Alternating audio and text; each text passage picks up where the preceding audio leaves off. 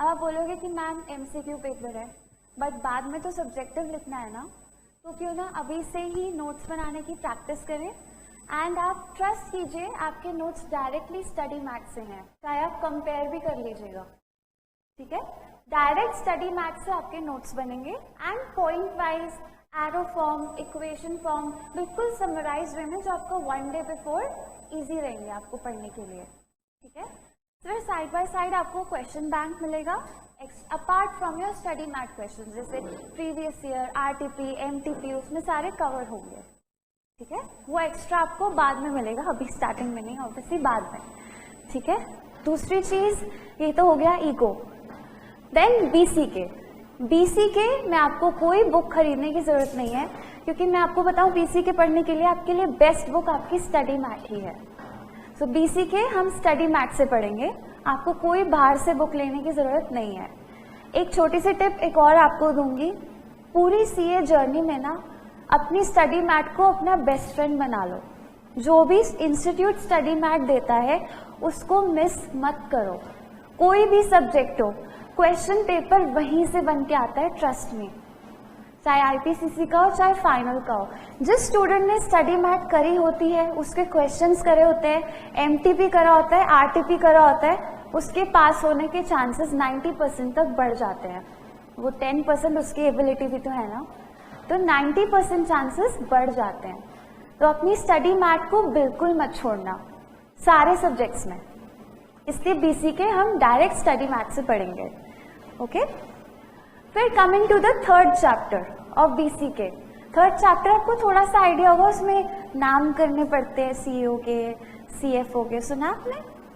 नहीं सुना?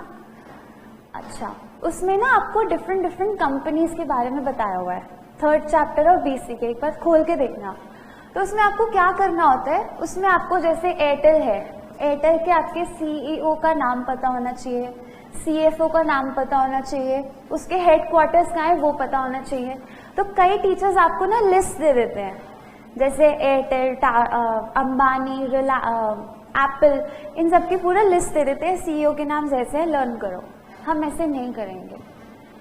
First chapter आपका जब बीसीके का होगा, हम उसी दिन से चैप्टर 3 शुरू कर देंगे। कैसे? 2 कंपनीज पर डे। और आपको हिंट्स दूंगी मैं, जैसे मैंने अभी मैं आपको लर्न करवा देती हूँ। अडानी ग्रुप का हेडक्वार्टर गुजरात में है।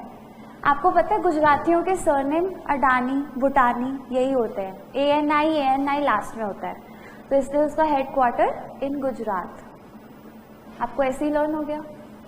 फिर आपको बताती हूँ एशियन पेंट्स। एशियन पेंट्स का हेडक्वार्टर मुंबई में है। ये कैसे लर्न होगा आपको? एशियन पेंट्स पेंटिंग कौन करते हैं? आर्टिस्ट। आर्टिस्ट करते हैं। आर्टिस्ट किसको बोलते हैं? एक्टर एक्ट्रेसेस को भी बोलते हैं। कहाँ रहते हैं वो? मुंबई। सो एशियन पेंट्स इन मुंबई। 2 तो आपको ऐसे हेडक्वार्टर्स लर्न हो गए।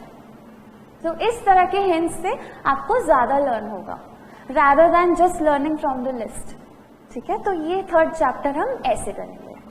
So everything will be easier for you, क्योंकि आपका मैथ्स बहुत हैवी सब्जेक्ट है, अकाउंट्स बहुत हैवी सब्जेक्ट है, तो क्यों ना हम इन सब्जेक्ट्स को इजी बनाएं, ठीक है। तो बहुत आराम से, बहुत अच्छे से हम लोग करेंगे, ठीक है। Any doubts you want to ask before beginning? कुछ पूछना चाहते हैं आप? कुछ भी नहीं?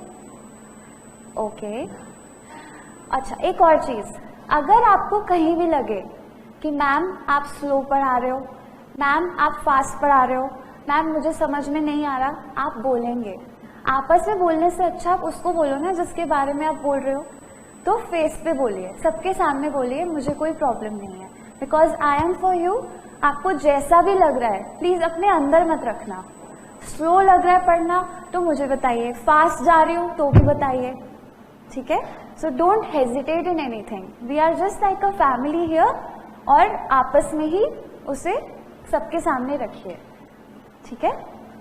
ओके, तो अब हम फर्स्ट चैप्टर शुरू करते हैं। पहले मुझे ये बताइए कि ट्वेल्थ में किसके पास साइंस थी? Anyone from science background? Okay, चलो अगर होते भी तो कोई बात नहीं। फर्स्ट ऑफ ऑल हम पढ़ेंगे what is economics. First of all किसी भी सब्जेक्ट को पढ़ने के लिए आपको ये जानना ज़रूरी होता है ना कि वो कहाँ से आया, हम इसे क्यों पढ़ रहे हैं, हमें सीए में क्यों पढ़ा रहे हैं, why are we studying in this chartered accountancy economics, तो ये पता होना चाहिए, राइट। तो सबसे पहले, अभी आपको कुछ नहीं लिखना, सबसे पहले हम पढ़ेंगे व्हाट इज इकोनॉमिक्स। इकोनॉमिक्स क्या है? Economics has been derived from, कहाँ से आए, इस पर भी ICI आपसे क्वेश्चन पूछ लेता है, कहाँ से आया, कौन से वर्ड से आया है। It has been derived from a Greek word, from a derived from a Greek word called oikonomia. Oikonomia, इसका मतलब क्या होता है? This means household. Household यानी कि आपका घर बार, जिसे आप कहते हो, कहते हैं ना घर बार, तुम्हारा घर बार कैसे चल रहा है, हाउस होल्ड। ये इस वर्ड से इकोनॉमिक्स बना है। अब इस वर्ड से क्यों बना है? Because economics deals with two things. Economics deals with two things, और वो क्या है? क्या? वर्क, काम, firms and households, yes. But firms and households की क्या होती है? जरूरतें। लिखो मत, अभी मैं आपको टाइम दूंगी, मैं आपको टाइम दूंगी, मत लिखो। क्या हो गया? अच्छा, तो मैं कह रही थी कि इट डील्स विद जरूरतें, वांट्स। हम ह्यूमन बींग्स की अनलिमिटेड वांट्स होती हैं, अनलिमिटेड जरूरतें होती हैं। आपकी एक जरूरत शुरू होती है, खत्म होती है, दूसरी शुरू हो जाती है, दूसरी खत्म होती है, क्या हो गया? क्या हो गया बताओ? ओके, दूसरी खत्म होती है, तीसरी शुरू हो जाती है। क्या मैं फनी लग रही हूँ? अच्छा, तीसरी खत्म होती है, चौथी शुरू हो जाती है, चौथी खत्म होती है, पांचवी शुरू हो जाती है, ठीक है। तो वी हैव अनलिमिटेड वांट्स, और इनको पूरा करने के लिए हमारे पास रिसोर्सेज कितने हैं? लिमिटेड, कम है। हम सबकी जरूरतों को पूरा नहीं कर सकते। तो जब हम एक एक जरूरतों को प्रायोरिटी देकर रिसोर्सेज को उस पर लगाते हैं, this phenomenon is called economics. इसे इकोनॉमिक्स कहते हैं। जैसे घर बार में आपके पेरेंट्स क्या करते हैं? उनके पास लिमिटेड पैसे हैं। जैसे आपके पेरेंट्स का डायलॉग, पेड़ों पे तो नहीं टंग रहे पैसे, राइट? तो वो आपकी जरूरतों को कैसे पूरा करते हैं? प्रायोरिटी देकर। जैसे आप अपने पेरेंट्स को बोलते हो कि मुझे ट्यूशन के लिए फीस चाहिए, फिर आप अगले दिन बोलोगे कि मुझे फ़ोन चाहिए, नया फ़ोन चाहिए। प्रायोरिटी किसको देंगे? वो ट्यूशन फीस, क्योंकि वो आपके लिए ज़्यादा ज़रूरी है। तो वो उन्होंने क्या किया? उन्होंने अपने पैसे, अपने रिसोर्स आपकी ज़रूरत पर लगाया, आपकी प्रायोरिटाइज ज़रूरत पर लगाया, ठीक है। अब मैं आपको एक और एग्जाम्पल देती हूँ आपके लिए, फिर हम नेशनल लेवल पे आएंगे। अभी हम इंडिविजुअल लेवल पे मैं आपसे एग्जाम्पल पूछ रही हूँ कि इकोनॉमिक्स कैसे करते हैं, मतलब प्रोसेस कैसे चलता है, ठीक है। इंडिविजुअल मतलब माइक्रो लेवल पे अभी आपको बता रही हूँ। सपोज आपने एक नया फ्लैट लिया है, नया फ्लैट लिया है, उसमें अभी आपने कोई फर्नीचर कुछ नहीं लगाया, थोड़ा बहुत है। अभी आपने न्यू फ्लैट लिया है, आपके पास बजट में 80,000 रुपये हैं। You have two choices. Two choices कौन सी है? You can buy either refrigerator और you can buy AC। Yes, AC is fine. आपके पास ये दो चॉइस हैं और आप सोचो कि आपने नया घर लिया है, what will you buy? Fridge, सब फ्रिज बोल रहे हैं। तो आप ये पूरे के पूरे 80,000 रेफ्रिजरेटर पर लगाना चाह रहे हो, that means you are allocating your resources to prioritised wants. आप अपने रिसोर्स को जरूरत पर लगा रहे हो, ठीक है। फिर आपका रेफ्रिजरेटर आ जाएगा, फिर एसी के साथ शायद आपके पास टीवी वाली चॉइस हो, फिर एसी टीवी में से आप चॉइस करोगे, फिर से अपना बजट उस पर लगाओगे, तो ये प्रोसेस चलता रहता है, ठीक है। अब ये तो हो गया आपके इंडिविजुअल लेवल पर, सो ये हो गया इकोनॉमिक्स, माइक्रो इकोनॉमिक्स इस तरह से, बिकॉज इंडिविजुअल वन, ठीक है। अब आते हैं कंट्री लेवल पर। सपोज कह रही हूँ, दिल्ली में तालिबान का फोन आया कि हम दिल्ली पे हमला कर रहे हैं, ठीक है।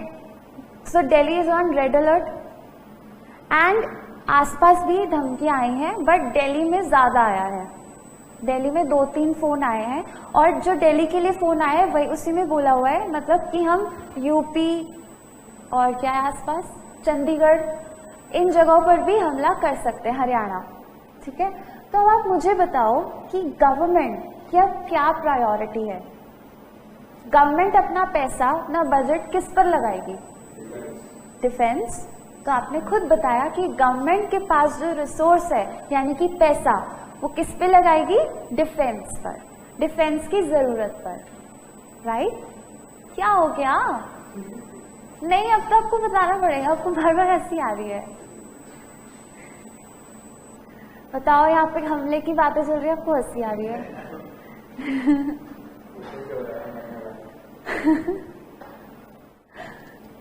अरे क्या हो गया, इसका नाम क्या है? विधान। क्या हुआ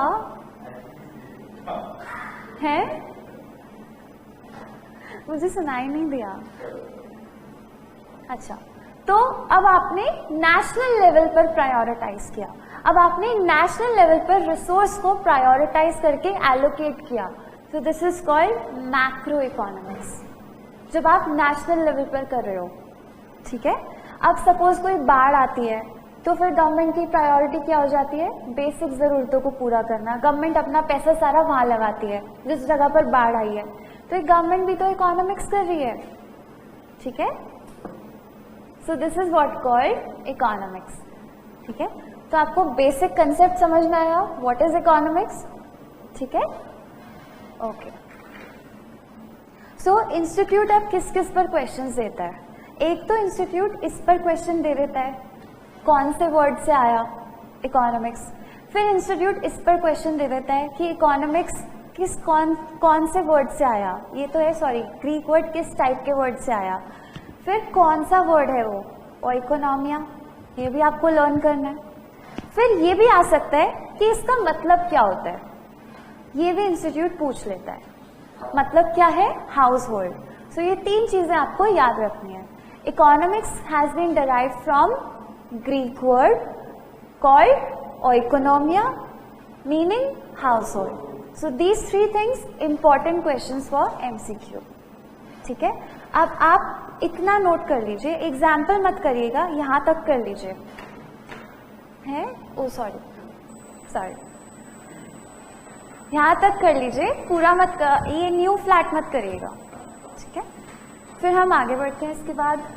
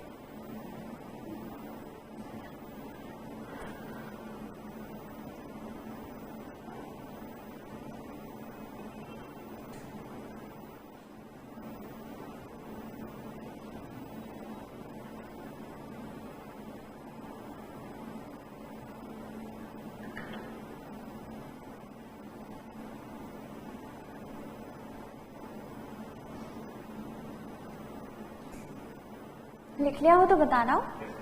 डन. ओके. नाउ नेक्स्ट लिखिए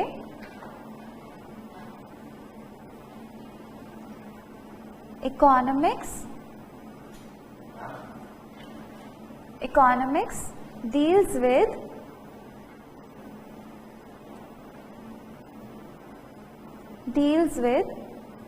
फिर point wise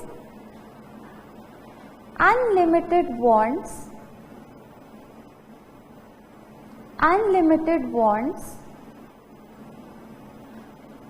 and limited resources.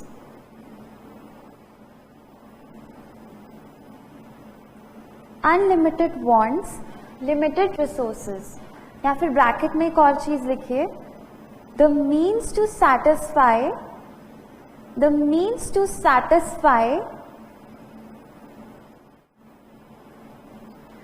these unlimited wants, the means to satisfy these unlimited wants,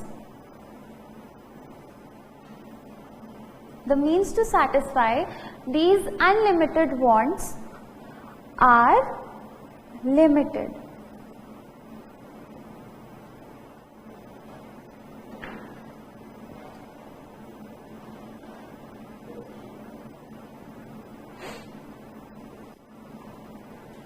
अच्छा, क्या आपने ये कैपिटल में ही लिखा है जो मैंने कैपिटल में लिखा है? अच्छा, कोई बात नहीं, बट मैं आपको ये कैपिटल में क्यों लिख पा रही हूँ? जो मैं कैपिटल में लिखूंगी वो आपको भी कैपिटल में लिखना है, क्योंकि आपको याद होगा इवन आपके फ्यूचर के लिए भी जब आप आंसर्स लिखोगे आईपीसीसी में फाइनल में, या आपको अकाउंट्स में भी आपका सब्जेक्टिव है, राइट? अकाउंट्स भी सब्जेक्टिव है आपका पेपर, एमसीक्यू नहीं है वो. तो उसमें जब आप थ्योरेटिकल आंसर लिखते हो तब आप एग्जामिनर का अटेंशन अट्रैक्ट करते हो कि मुझे ये आता है, क्या करके? अल्फाबेट कैपिटल में लिखकर या हाईलाइट कर या अंडरलाइन करके. इन द सिमिलर मैनर मैं आपको नोट्स में कैपिटल में इसलिए लिखवा रही हूँ सो दैट जब आप रिवाइज करने बैठे तो आपको दिखे कि ये कैपिटल में है, this means this is important.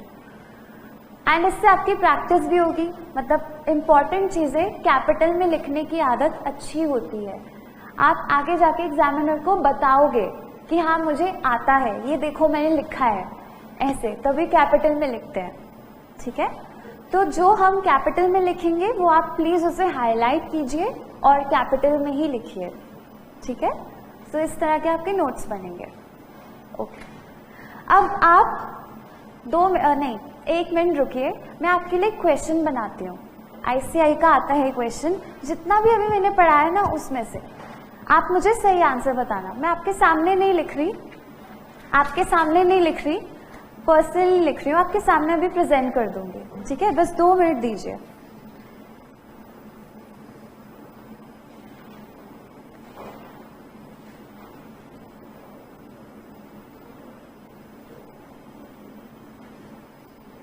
आप हंस सकते हो जितना हंसना था.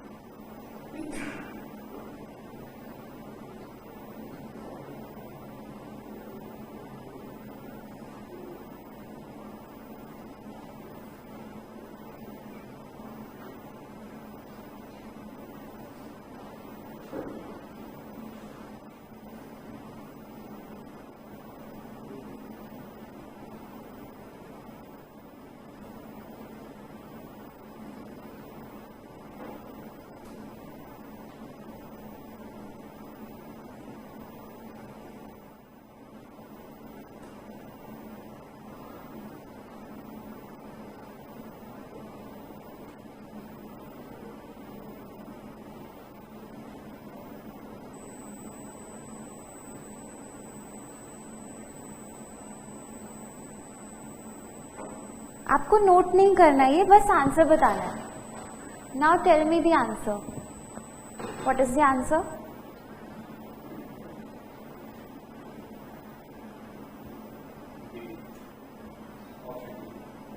क्या?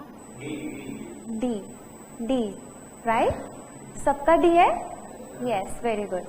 सो क्या होता है कई बार गाइस, अभी तो मैंने ये सिंगल क्वेश्चन लिखा है, जब आपके सामने पूरा पेपर आता है ना, तो क्या होता है, आपका माइंड ऐसे काम करता है, थोड़ी बहुत जल्दी होती है हमें पेपर खत्म करने की, तो शायद कोई स्टूडेंट ए भी टिक कर सकता है. उसने फर्स्ट ऑप्शन ए भी तो सही है, ए आप देख रहे हो, ए भी तो सही है, बट ए अधूरा है, राइट? A is incomplete. तो हो सकता है कोई स्टूडेंट जल्दी जल्दी में ए टिक कर दे, वहीं पे नेगेटिव मार्किंग गलत हो जाएगा. उसको लग रहा है ये सही है, बट एक्चुअल में लास्ट में सही लिखा हुआ है. तो इंस्टीट्यूट कोई इजी ऑप्शंस नहीं देता आपको, it plays with your mind. पहले सही आंसर दे देगा, लास्ट में पूरा सही आंसर देगा. सो लेसन लर्नड इज कि आपको क्वेश्चन जो यहाँ लिखा होता है फर्स्ट से लेकर एंड तक पूरा पढ़ना है.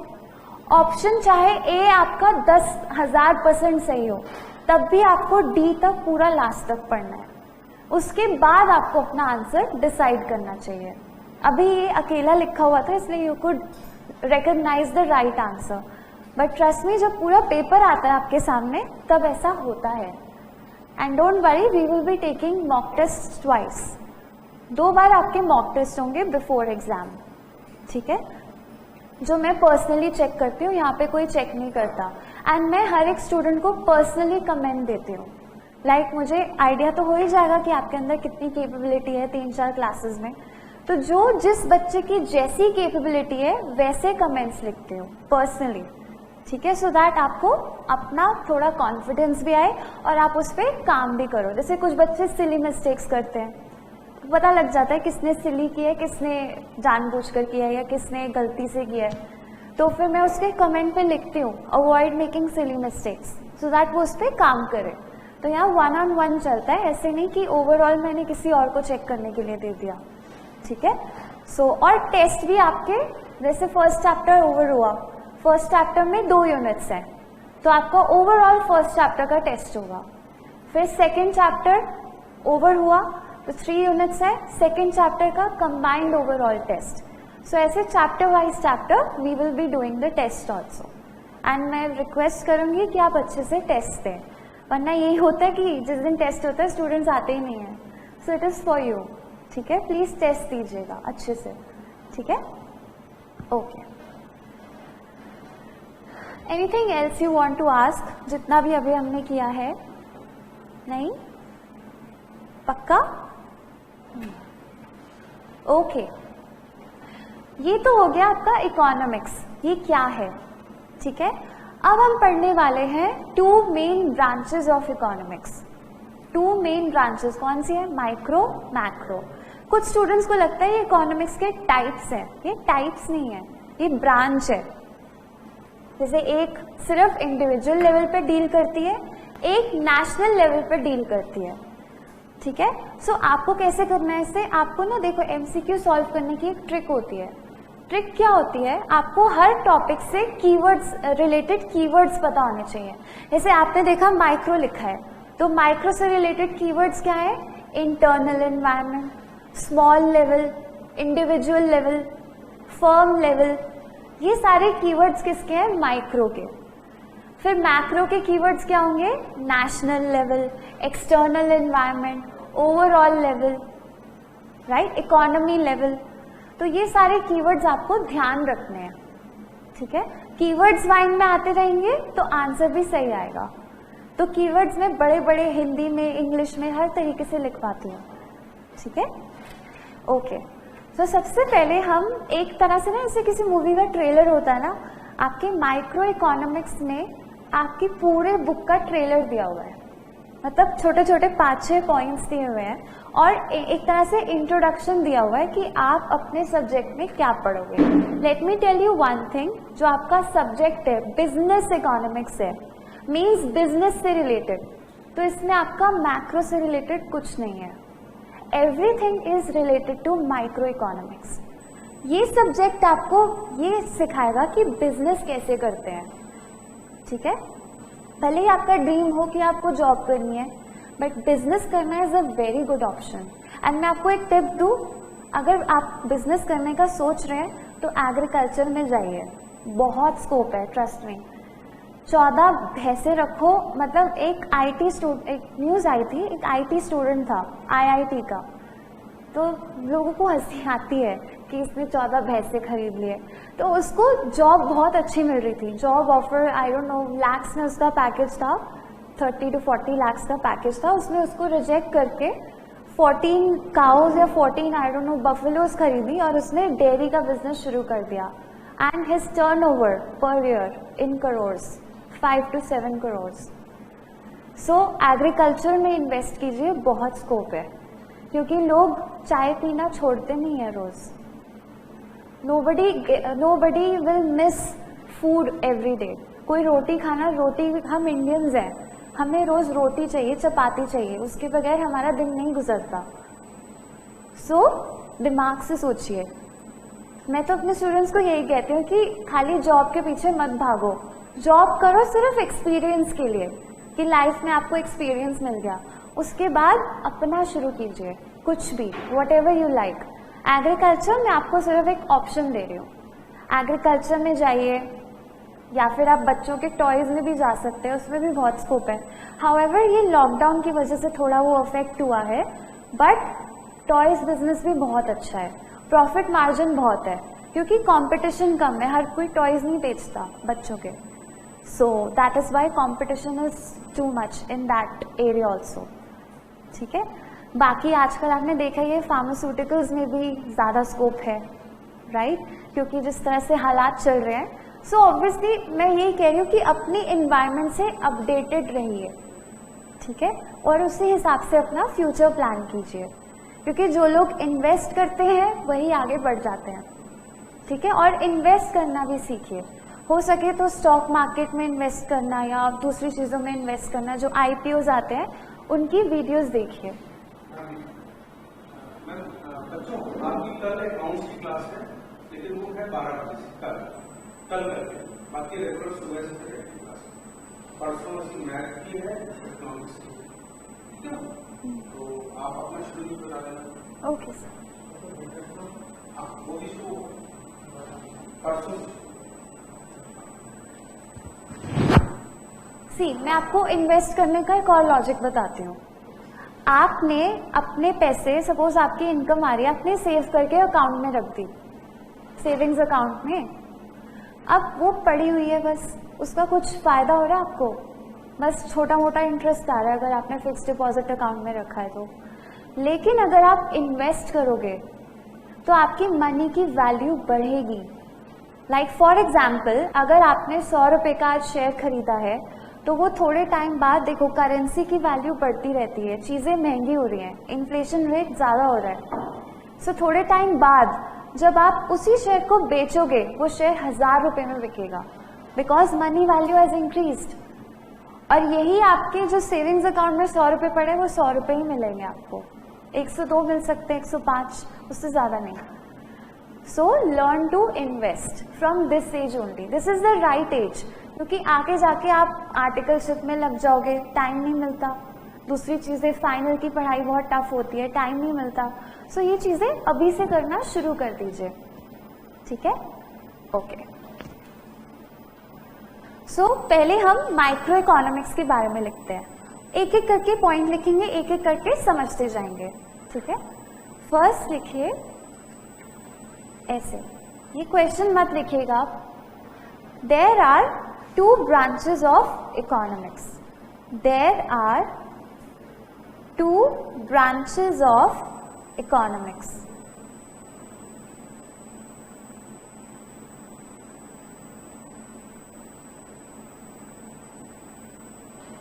There are 2 branches of economics.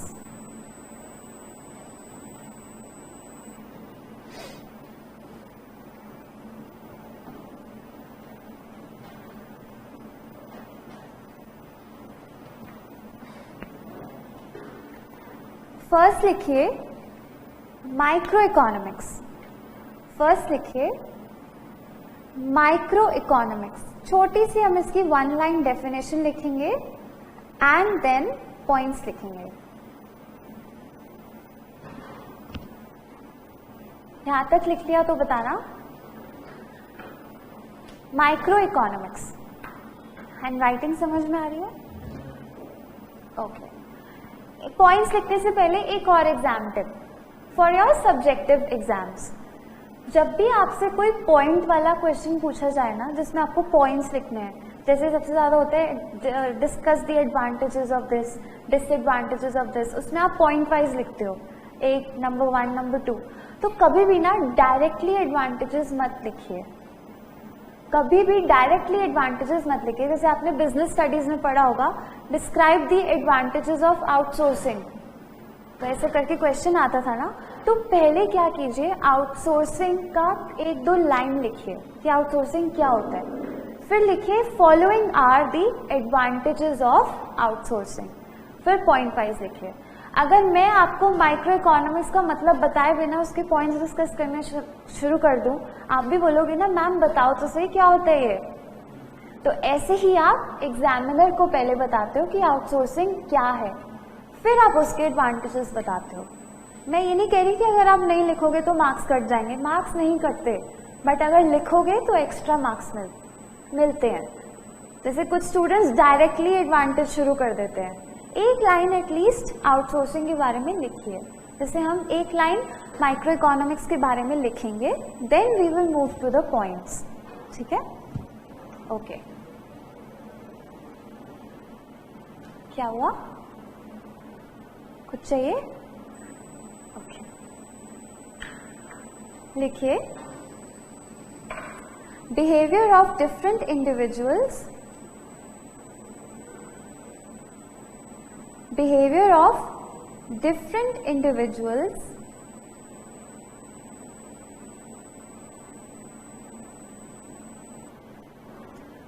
of different individuals and organizations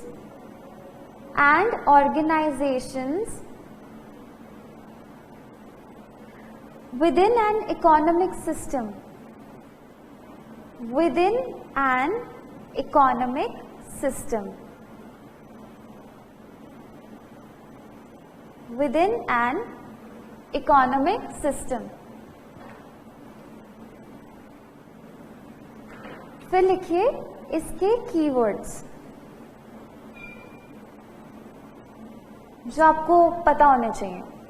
keywords होंगे इसके internal environment,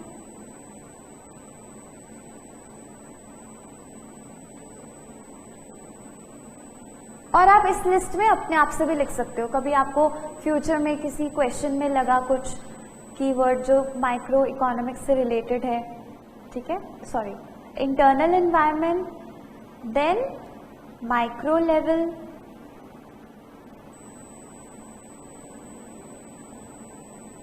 then firm level,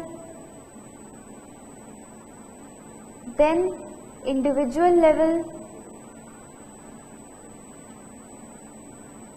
और कोई कीवर्ड जो किसी के माइंड में आ रहा हो, पहले से पता हो तो बताइए, लिखिए, हम लिख लेते हैं। एनीवन, कुछ और आ रहा हो माइक्रो से रिलेटेड?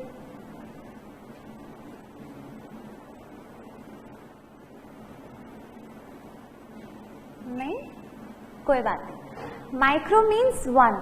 जब हम किसी एक कंपनी की बात कर रहे हैं, एक कंपनी का प्रोडक्ट, एक कंपनी के प्रोडक्ट का प्राइस, उसकी लेबर, उसकी मशीन, उसका इंफ्रास्ट्रक्चर, उसकी लोकेशन, ये सारी चीजें आती हैं माइक्रो इकोनॉमिक्स में।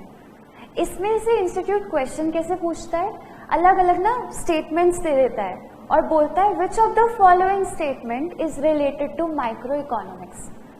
वो आपके स्टडी जब हम चैप्टर कर लेंगे और मैं भी दूंगी आपको, जैसे अभी मैंने क्वेश्चन बना के दिया था तो मैं भी आपसे पूछ लूंगी उस टाइप का। ठीक है, तो बस इसमें से यही पूछता है इंस्टीट्यूट कि माइक्रो से रिलेटेड कौन सी है, मैक्रो से रिलेटेड कौन सी है। तो आपको बस ये पता होना चाहिए कि इसमें क्या है, कि माइक्रो इकोनॉमिक्स में क्या क्या आता है, जो हम आगे अभी लिखेंगे। So micro means your individual level. एक फर्म, एक फर्म की क्या प्रोडक्ट्स है, एक फर्म की लोकेशन क्या है, एक फर्म के कस्टमर कौन है, उस एक फर्म के कॉम्पिटिटर्स कौन है।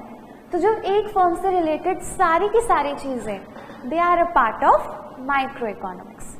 ठीक है, तो एक एक करके हम लिखते हैं पॉइंट्स इसमें। फॉलोइंग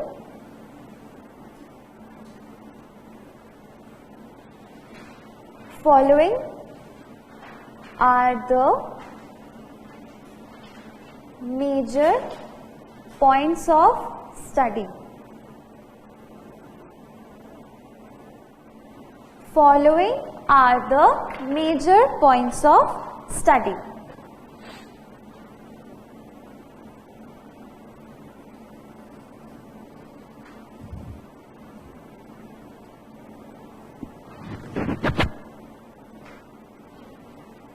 नंबर 1 लिखिए, product pricing. Product pricing,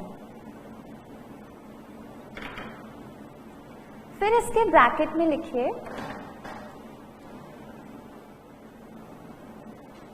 what should be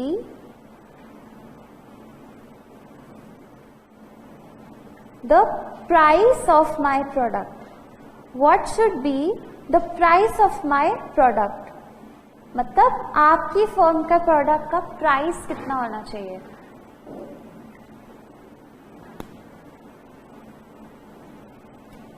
What should be the price of my product? Product pricing, मेरे प्रोडक्ट का प्राइस कितना होना चाहिए, राइट? तो ये आप किसके लिए देखते हो? अपनी इंडिविजुअल फर्म के लिए। मतलब मेरी फर्म का जो प्रोडक्ट है उसका प्राइस कितना रखूं मैं, वो आप क्या क्या चीजें देखकर लिखते हो कि मेरी कॉस्टिंग कितनी आ रही है, राइट? फिर उसके बाद मुझे प्रॉफिट मार्जिन कितना चाहिए, राइट? और फालतू के इधर उधर के खर्चे जो लगे वो भी आप इंक्लूड कर देते हो।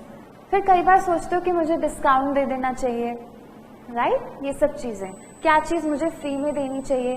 तो ये सब आप अपने प्रोडक्ट के लिए कर रहे हो at firm level, individual level.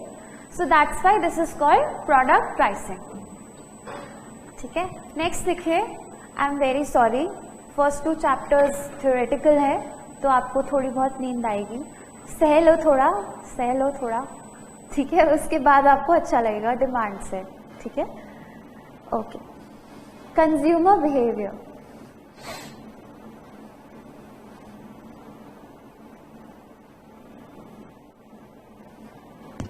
Consumer behaviour,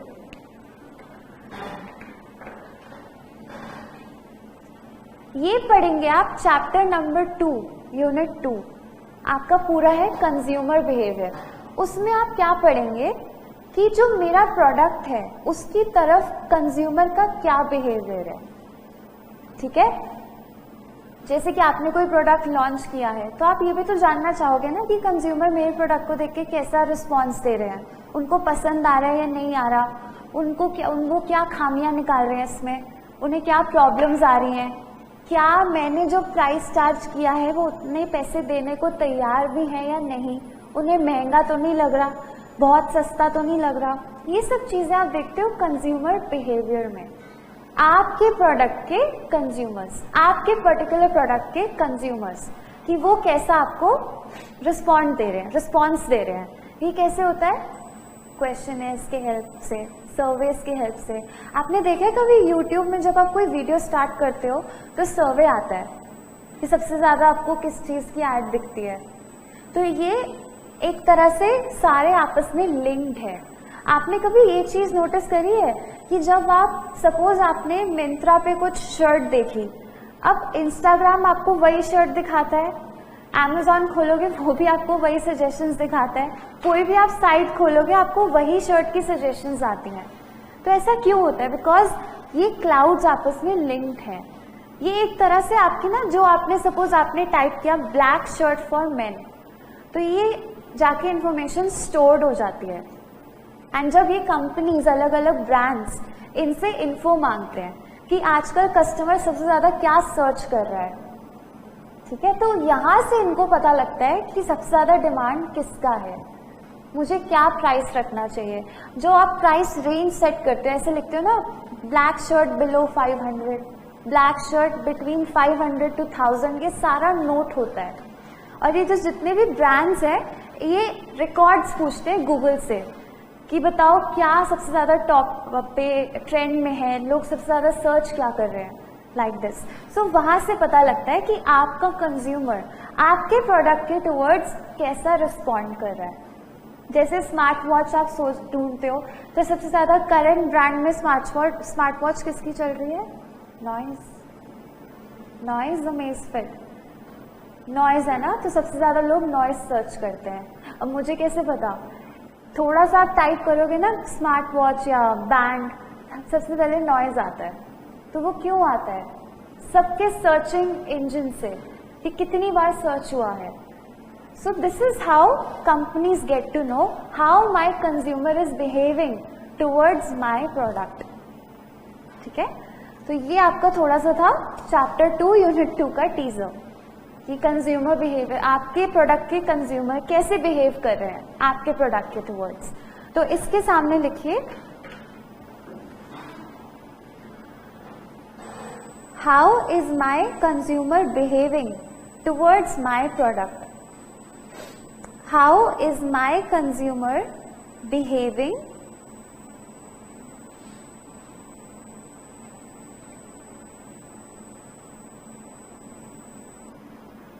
towards my product।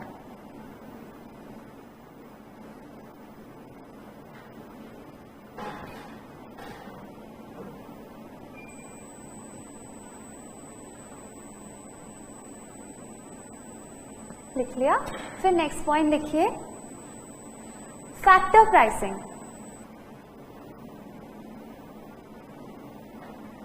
Factor pricing,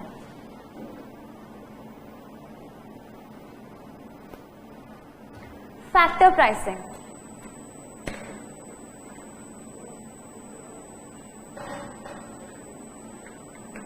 अच्छा, what are factors of production? सुना? भूल गए?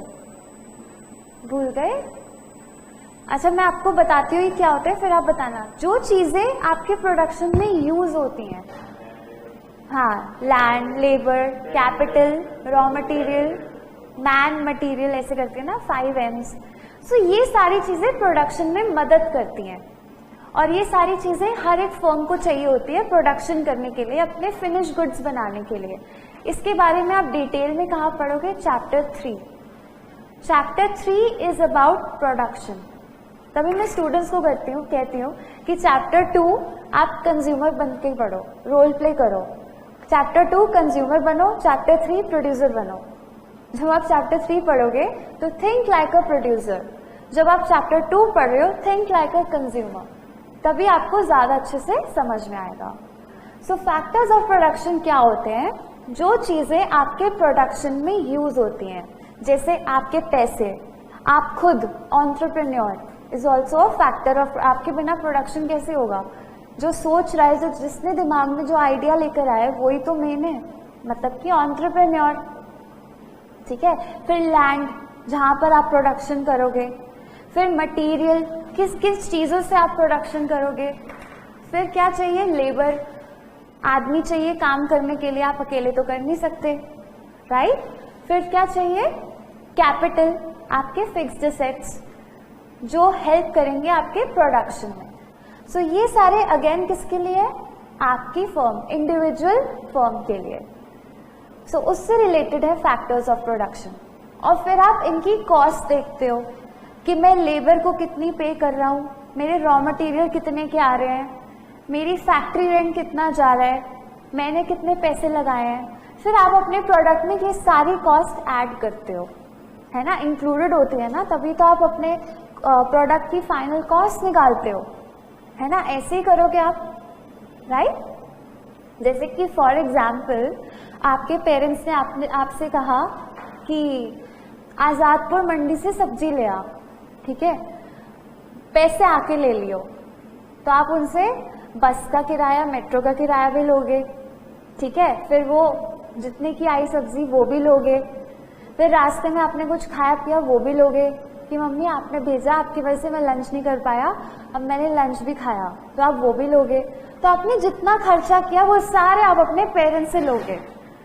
तो ऐसे ही आप प्रोडक्शन में करते हो, जितना आपने खर्चा किया वो सारा आप कंज्यूमर से वसूल करते हो। इवन टैक्स भी, जो गवर्नमेंट को आपको टैक्स देना है वो भी आप उससे वसूल करते हो। कभी कभी प्रोड्यूसर्स क्या करते हैं, जो उन्होंने पेनल्टी दी है वो भी कंज्यूमर से वसूल कर लेते हैं, ये बोल के कि आगे से महंगा आ रहा है, पीछे से महंगा आ रहा है, लाइक दैट। अब जैसे आपने देखा होगा ये ड्राई फ्रूट्स महंगे हो गए हैं, 50% रेट बढ़ गया, बिकॉज ड्राई फ्रूट्स कहाँ से आता है, अफगान से। सो ड्राई फ्रूट्स महंगे हो गए हैं। क्यों महंगे हो गए हैं? क्योंकि अब वो आ नहीं रहे, प्रॉब्लम्स आ रही हैं, तो रेट्स आसमान छू रहे हैं उसके, ड्राई फ्रूट्स के। सो ये चीजें होती हैं कि how do the suppliers, producers decide the price of the product. ठीक है, अगर आपका प्रोडक्ट बहुत रेयर है, जैसे मैंने आपको टॉयज बोला ना, तो आप अपनी मनमानी कर सकते हो। अगर आपका प्रोडक्ट ऐसा है जो बहुत सारे कंपेटिटर्स बेचने के लिए बैठे हैं, फिर आप ज्यादा मनमानी नहीं कर सकते। ठीक है, so this is about factor pricing. What are the factors of production? So इसमें लिखिए, इसमें हम डिटेल में ऑब्वियसली चैप्टर 3 में पढ़ेंगे, बट यू मस्ट नो कि ये माइक्रो इकोनॉमिक्स का पार्ट है। ठीक है, so relates to factors of production.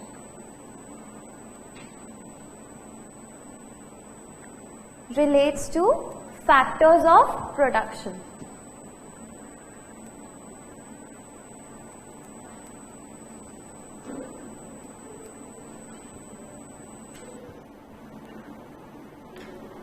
फिर लिखते हैं 4th पॉइंट।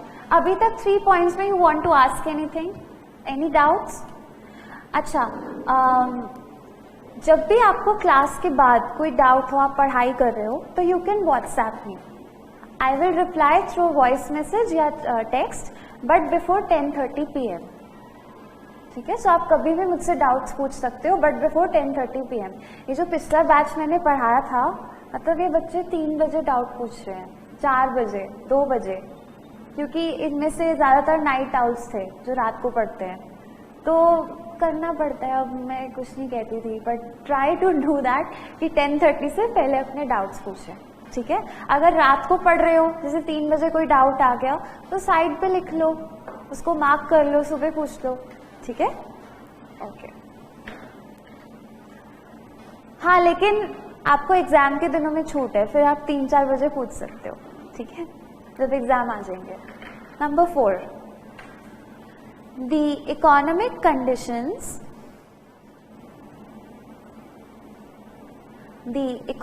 कंडीशंस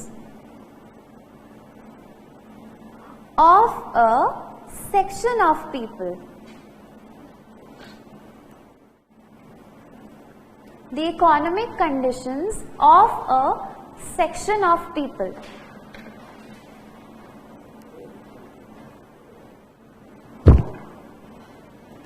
ये कौन है? सेक्शन ऑफ पीपल, ये कौन है? ये है आपके target customer. Suppose you are doing business of shirts, ठीक है, तो आप बना रहे हो अपनी एज के लोगों के लिए शर्ट्स, निब्बों के लिए, छपरी के लिए नहीं, नॉर्मल अपनी यूथ की एज के लिए शर्ट्स। ठीक है, बस बट वर्ड्स ही ऐसे यूज करते हैं आजकल, अब हम क्या करें। सो आप इनके लिए शर्ट्स बना रहे हो, मतलब कॉलेज गोइंग लड़कों के लिए, तो आप उनको क्या चाहिए? स्लिम फिट चाहिए, उस तरह की। तो अगर आपने सपोज 1500 की शर्ट रख ली, तो क्या आप वो खरीदेंगे आपकी शर्ट? नहीं। You know your target customers are college going boys, so आप रखोगे 500, 300, 400, उसी हिसाब से आप अपना प्राइस रखोगे, उसी हिसाब से आप अपनी क्वालिटी डिजाइन करोगे, राइट? सो आपको अपना टारगेट कस्टमर का इकोनॉमिक कंडीशन देखना चाहिए। ये नहीं कि आप यहाँ लक्ष्मी नगर में शॉप खोल रहे हो और आप प्राइस रख रहे हो 2000, 4000, 5000। ये यहाँ पे कैफे खुला हुआ है, कौन सा है, फूड यहाँ पे खुला हुआ है, डोमिनोज से आगे जाओ तो 2 कैफेज खुले हुए हैं, एक की ग्लास विंडोज है और एक साइड में एक और खुला है। अब वहाँ पे आप जाओगे ना, वहाँ पे एक बर्गर इज ऑफ 250, 150, तो वहाँ पे नहीं जाते लोग। हाँ, जबकि हाँ रेडियो पे सब खा रहे होते हैं और नॉर्मली भी सब खा रहे होते हैं, बिकॉज हम स्टूडेंट्स हैं यहाँ पर, स्टूडेंट्स आते हैं यहाँ पर। यहाँ पर अगर आप ऐसे कैफे खोलोगे तो नहीं आएंगे लोग। यही आप यूनिवर्सिटी साइड जाओगे तो ऐसे हजारों कैफेज हैं, हडसन लेन में आप जाओगे तो वहाँ पे लोग आते भी हैं पार्टी वार्टी करने के लिए, राइट। तो it all depends upon economic condition, कि वहाँ के एरिया के जो लोग हैं उनका रहन सहन कैसा है, वो कैसे कितना खर्च कर सकते हैं। अगर आप यही कॉलेज गोइंग के लिए एमिटी के आसपास खोलोगे ना, फिर आप रख लो 1000-2000, क्योंकि वहाँ पे अमीर बाप के लोग बच्चे आते हैं, राइट, तो वहाँ आप रख सकते हो, ठीक है। So it all you have to see कि मेरे टारगेट कस्टमर का इकोनॉमिक कंडीशन क्या है, उसका लाइफस्टाइल कैसा है। ये अगेन आप अपनी फर्म के लिए देख रहे हो, ठीक है। सो ये भी जानना बहुत ज़रूरी होता है। अब कई लोग बिल्कुल ही हाई रेट्स रख देते हैं। अगर आप डिज़ाइनर हो और आपको एक शर्ट आपको रखनी है 10,000 की, 15,000, 20,000, तो फिर आप हौस खास में खोलो, साउथ दिल्ली में खोलो, वहाँ पे लोग लेते भी हैं, राइट। अब हौस खास में एक शोरूम है, वहाँ पे 1 लाख की भी शर्ट मिलती है। हम भी नहीं जाते, क्यों जाएं, क्या करें, सिर्फ देख के आ जाते हैं। सो वो लोग लेते हैं वहाँ पे, इसलिए वहाँ पे इकोनॉमिक कंडीशन देख के खोला हुआ है वो, उसने भी देख के खोला है, कोई पागल नहीं है वो भी, कि वहाँ पे लोग खरीदते हैं तभी उसने खोला है। और बॉम्बे में तो और ज़्यादा है, बॉम्बे कॉस्टली है दिल्ली से, तो वहाँ पे और ज़्यादा ऐसे शोरूम्स मिलेंगे आपको।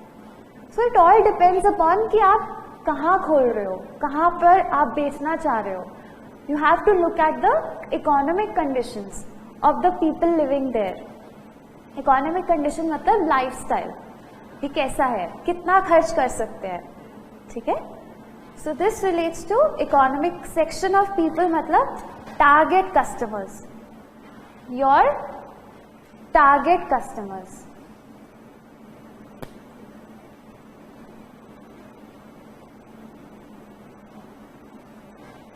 Target customers.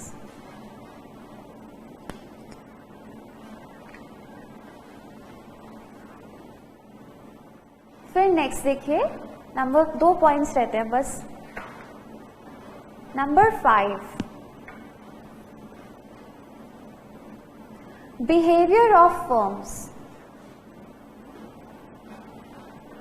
Behaviour of firms, behaviour of firms. क्या कोई गेस कर सकता है ये कौन सी फर्म्स हैं?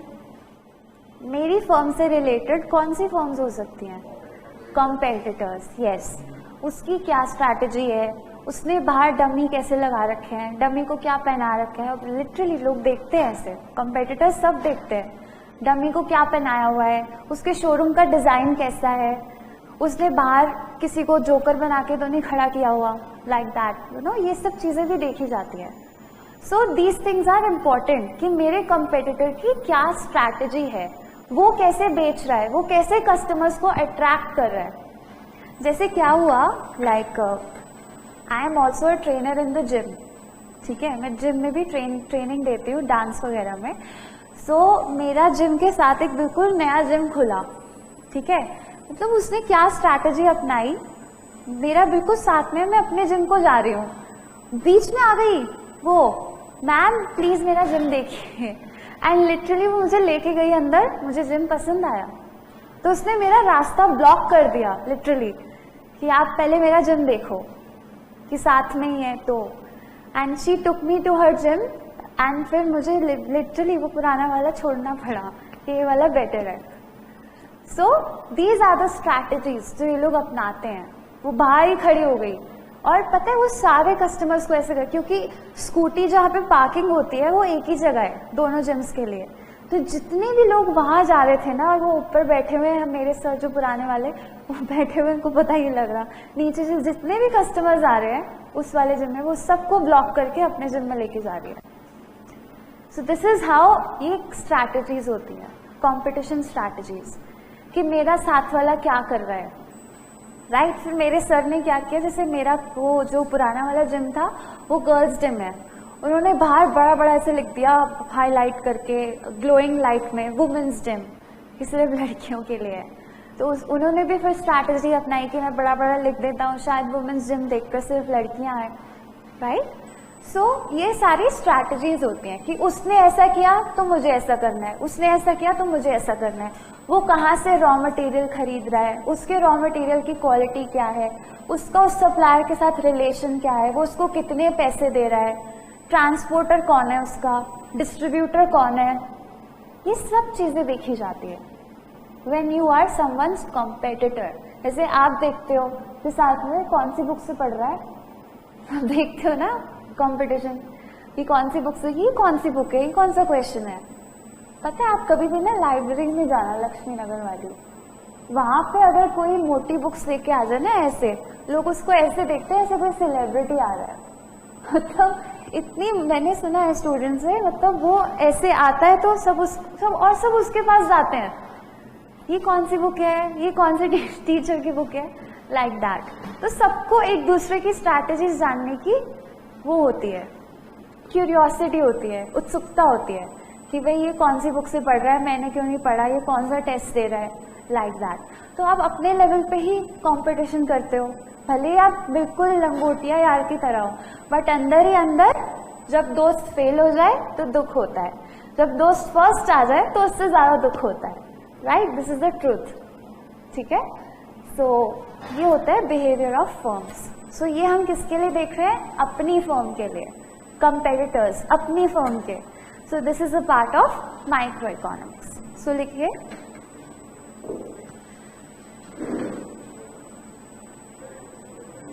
what are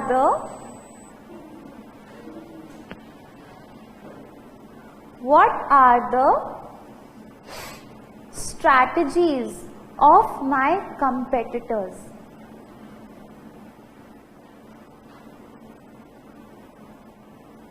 वैसे टाइप्स ऑफ कंपटीशन के हिसाब से जो क्लासिफिकेशन है वो आप देखोगे चैप्टर 4 में, यानी कि मार्केट्स वाले चैप्टर में। What are the strategies of my competitors?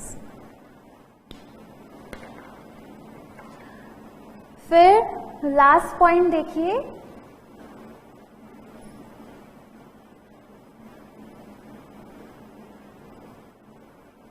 Location of industry.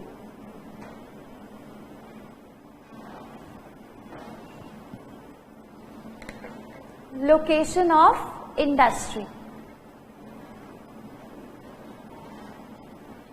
Location of industry. अब इसको आप दो एंगल से देख सकते हो। एक, अगर आप मैन्युफैक्चरिंग में हो, सिर्फ मैन्युफैक्चरिंग कर रहे हो, आपकी फैक्ट्री है, तो बताओ अपनी फैक्ट्री कहाँ बनाना चाहोगे? रॉ मटेरियल्स के आसपास, और या फिर आउटस्कर्ट्स में, है ना, दिल्ली के आउटस्कर्ट्स में, जैसे साहिबाबाद इंडस्ट्रियल एरिया है पूरा, राइट। तो आप वहां नहीं बनाना चाहोगे जहाँ लोग रहते हैं, रेजिडेंशियल एरियाज में नहीं कोई मतलब ही नहीं बनता, उनको डिस्टर्बेंस होगी, आपके ऊपर फाइन लगेंगे फालतू के, प्रोटेस्ट वगैरह हो जाएंगे, राइट। सो अगर आप मैन्युफैक्चरिंग कर रहे हो तो आपकी लोकेशन कहाँ होनी चाहिए? जहाँ रॉ मटेरियल मिले, पास हो, आपका ट्रांसपोर्टेशन का खर्चा कम हो, जहाँ लेबर एम्पल अमाउंट में हो, राइट, और जहाँ पर हाउस होल्ड्स ना हो। तो ये सब चीजें देखकर आप मैन्युफैक्चरिंग इंडस्ट्री का सेटअप करोगे। अच्छा, अगर आप रिटेल में हो तो हाउस होल्ड वाले एरिया में, जहां आपके कस्टमर ज्यादा है। जैसे मैंने आपको बोला कि अगर आपको यूथ के लिए शर्ट्स बनानी है, कॉलेज गोइंग बॉयज के लिए एंड इवन गर्ल्स के लिए, तो आप स्टूडेंट एरियाज में बनाओगे, जैसे यूनिवर्सिटी एरिया में, या फिर लक्ष्मी नगर एरिया में, या फिर मुखर्जी नगर ऑल्सो, जहाँ पे IAS IPS एस्पायरेंट्स बहुत होते हैं, तो उस एरियाज में बनाओगे जहाँ आपकी सेल भी ज्यादा होगी। अगर यही आप चांदनी चौक में कर दोगे तो इतनी सेल नहीं होगी, क्योंकि वहां पे सारे ऑलरेडी होलसेलर्स आते हैं, राइट। सो ये चीज़ें भी हमें देखनी चाहिए कि हम कहाँ बना रहे हैं। अब जैसे स्टेशनरी की दुकानें यहाँ क्यों है इतनी सारी, क्योंकि ये स्टूडेंट एरिया है, राइट। प्रीत विहार में नहीं दिखेंगी आपको, क्योंकि Preet Vihar is not a student area. वहाँ पे ज्वेलरी, वहाँ पे मिसलेनियस शोरूम्स बहुत है, तो वहाँ पे अगर आप स्टेशनरी खोल दोगे तो वहाँ आपका नहीं बिकेगा इतना ज़्यादा, right. So this is location of industry. तो ये आप किसके लिए देख रहे हो? अपनी खुद की फर्म के लिए, your individual firm. That is why this is a part of micro economics. So इसके ब्रैकेट में लिखिए फेवरेबल और अनफेवरेबल, या फिर मैन्युफैक्चरिंग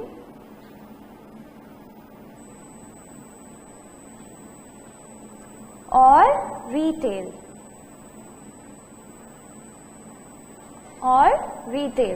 मैन्युफैक्चरिंग और रिटेल।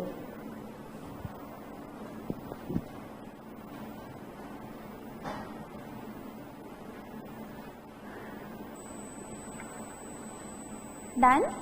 एक बार आप शांति से सारे पॉइंट्स देखिए इन माइक्रो इकोनॉमिक्स।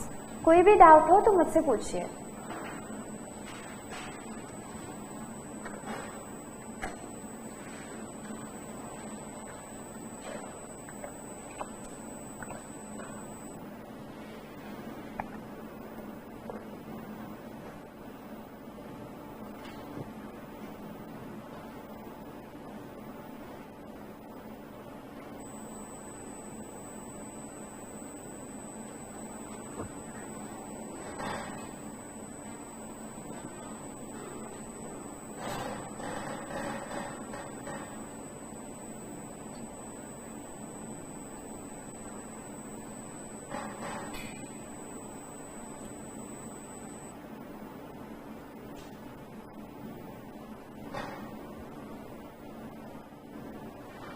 None? Without?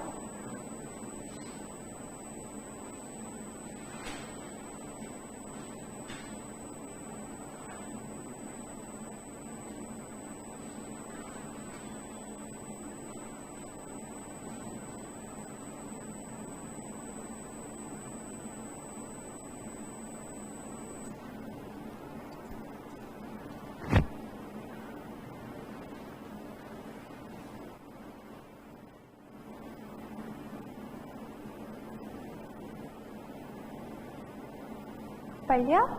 कोई डाउट? ओके। आगे बढ़ने से पहले मैं आपको टाइमिंग्स बता देती हूँ। आपकी क्लास होगी इको की टीटीएस में 9:30 टू 11:30। अभी आज आपके पास बीसीके की स्टडी मैट तो नहीं होगी ना। सो नेक्स्ट टाइम से आप टीटीएस में बीसीके की स्टडी मैट लाएंगे। 1 आवर इको 1 आवर बीसीके, ठीक है? ऐसे होगा। एंड एक और चीज मैं चाहती हूँ कि आप even for every subject revision जो आप क्लास में पढ़ रहे हो, जैसे आज आपने मैथ्स की क्लास ली है और इको की ली है, तो जो भी आपने पढ़ा है please revise it with in 24 hours. ये पढ़ने का तरीका होता है। जो भी आपकी क्लासेस होती हैं दिन में या शाम में, जो भी आप पढ़ते हो उसे 24 आवर्स में दोबारा जरूर देखें। ये एक माइंड की टेंडेंसी होती है चीजें रखने की। अगर आप 24 आवर्स में नहीं देखोगे दोबारा और 2-3 दिन बाद देखोगे तो आपको नया सा लगेगा। ट्रस्ट में ये होता है। आप लोगों ने ये मैम ने इसमें क्या बताया था, ये सर ने इसमें क्या बताया था, मुझे याद ही नहीं आ रहा। लेकिन आप 24 आवर्स में कल अगर आप 9 बजे तक 9:30 बजे तक अगर आप सारा रिवाइज कर लोगे तो आपको कभी प्रॉब्लम नहीं आएगी। और एक बात ये भी होती है कि जैसे अभी आपको कोई डाउट नहीं आ रहा, सपोज घर जाके आप शाम को बैठे या रात को बैठे, आपको कोई डाउट आया तो आप मुझसे पूछ सकते हो। यही अगर आप 2-3 दिन बाद देखोगे तो आपको याद भी नहीं रहेगा कि क्या डाउट था मेरा, राइट? सो ये आपको करना है। और ये चेक कैसे होगा, मैं इसे चेक भी करती हूँ। लाइक एक एक्टिविटी में छोटी सी कराती हूँ, हर क्लास में नहीं, कभी कभी। लाइक मैं ना आपके नामों की चिट्स लेके आऊंगी। जिसके नाम की चिट आई फिर एक और बॉक्स में चिट्स होंगे और उसमें टॉपिक्स के नाम होंगे जो मैंने आपको पढ़ाए हैं अभी तक, शुरू से लेकर अभी तक। अभी तो एक ही क्लास हुई है, आपको फिर वो बच्चा चिट उठाएगा, जो टॉपिक आएगा उसको 1 मिनट तक यहाँ पे खड़े होके बोलना है, ठीक है। इससे आपके 2 फायदे होते हैं। 2 फायदे क्या होते हैं? आपको सामने खड़े होके बोलने का कॉन्फिडेंस आता है। ये सिर्फ मैं आपका यही नहीं चेक कर रही हूँ कि आपको इकोनॉमिक्स आता है या नहीं, आपको आगे जाके खुद को प्रेजेंट करना है। So this is just to prepare you for future. अगर आप यहाँ पे 5 लोगों के सामने बोलोगे तो आपको 10 लोगों के सामने बोलने का कॉन्फिडेंस आएगा। 10 के सामने बोलोगे, 20 के सामने बोलने का कॉन्फिडेंस आएगा। फिर क्या पता आप संदीप माहेश्वरी को रिप्लेस कर दो, यू नेवर नो, ठीक है। सो इसी से ही धीरे धीरे छोटे लेवल से ही शुरुआत होती है। तो आप छोटे छोटे जगहों पे स्पीच देते हो, ऐसे ही छोटे छोटा बातें बोलते हो, तो आपको कॉन्फिडेंस आता है। फिर आप देखना आपकी परफॉर्मेंस DMCS वगैरह में बेटर होगी। कई बच्चे शर्माते हैं, स्पेशली जो बिहार से आते हैं, वो उठते ही नहीं है अपनी जगह से। मैं सबकी बात नहीं कर रही, मोस्टली मैंने जो नोट किया है वो बहुत ज़्यादा शर्माते हैं। हाउएवर वो इंटेलिजेंट बहुत होते हैं, इतने इंटेलिजेंट होते हैं, बट सिर्फ ये शर्माने की वजह से वो खुद को पीछे कर लेते हैं। और ये बहुत से स्टूडेंट्स होते हैं, यहाँ से भी हो सकते हैं, कहीं से भी हो सकते हैं इंडिया में। सो ये चीज़ हटानी है, इसीलिए मैं आपको करवा रही हूँ। और इसे कहते हैं एक्सटेम्पोर, सुना होगा आपने, स्कूल में भी किया होगा। इसे कहते हैं एक्सटेम्पोर, ठीक है। तो ये कभी कभी होगा आपकी क्लास में, ठीक है, क्लियर। तो नोट कर लिया आपने टाइमिंग्स। तो आप 9:30 TTS इको, ठीक है, इको एंड BC के। तो हमने अभी माइक्रो इकोनॉमिक्स कंप्लीट किया, तो ये सारे पॉइंट्स माइक्रो से रिलेटेड है। Now we are going to start macro. Macro आपका सिर्फ फर्स्ट यूनिट तक ही सीमित है, मतलब जितना है ना अभी मैं लिखवाऊंगी उतना ही है। पूरी बुक में आपको मैक्रो में कुछ भी देखने को नहीं मिलेगा इसके अलावा, ठीक है। So everything is related to micro in your subject, because आपका सब्जेक्ट है बिजनेस इकोनॉमिक्स, या आपके बिजनेस से रिलेटेड है। So this is nothing related to macro, बस थोड़ा सा आपको पता होना चाहिए, इसलिए फर्स्ट यूनिट में दिया हुआ है, ओके। सो लिखते हैं macro economics.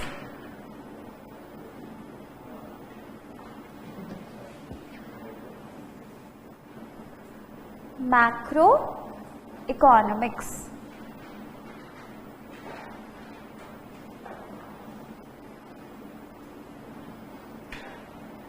Macro economics.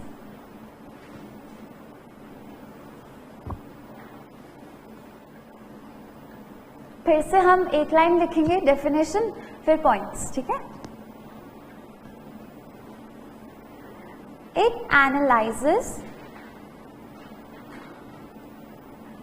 analyzes the overall capitals में the overall environment in which the firms, governments,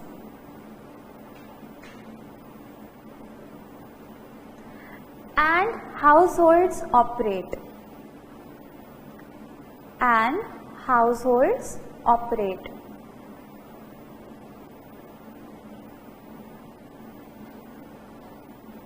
And make decisions.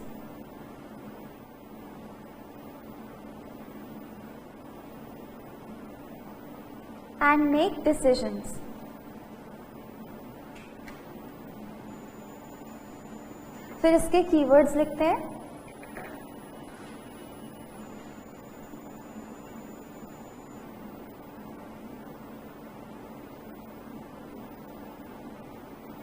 Keywords क्या क्या होंगे इसके? ओवरऑल, ये तो मेन ऊपर हमने लिख ही लिया। फिर नेशनल लेवल, फिर एक्सटर्नल एनवायरनमेंट,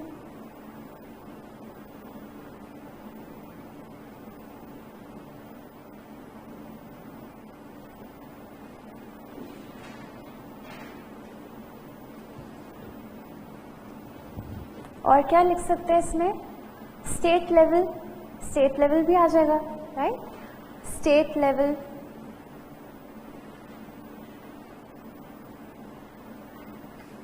इकोनॉमी लेवल,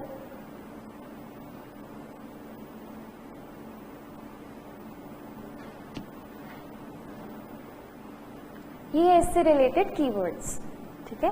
ये ज्यादातर आपको एमसीक्यू में जो टॉप क्वेश्चन लिखा होता है, ऑप्शंस लिखे होते हैं, उनमें आपको ऐसे वर्ड्स देखने को अगर दिख गए तो मतलब वो मैक्रो से रिलेटेड है, अगर माइक्रो वाले कीवर्ड्स दिखे तो वो माइक्रो से रिलेटेड है। तभी मैं आपको ऐसे अलग से लिख पा रही हूँ, ठीक है, टू आइडेंटिफाई कि चारों में से कौन सा माइक्रो से रिलेटेड है और कौन सा मैक्रो से रिलेटेड है, ठीक है, ओके। फिर इसमें लिखेंगे following are the main points of study. ये सारा आपका 12th का आएगा, इसमें 11th 12th में जो आपने इको में पढ़ा था वो आएंगे सारे। Following are the main points of study.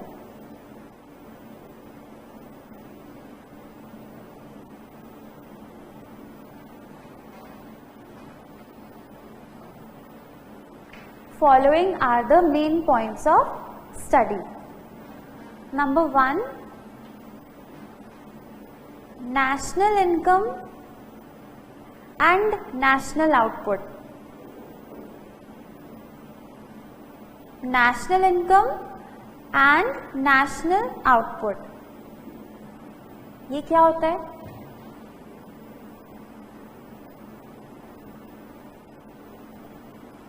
National income क्या होता है?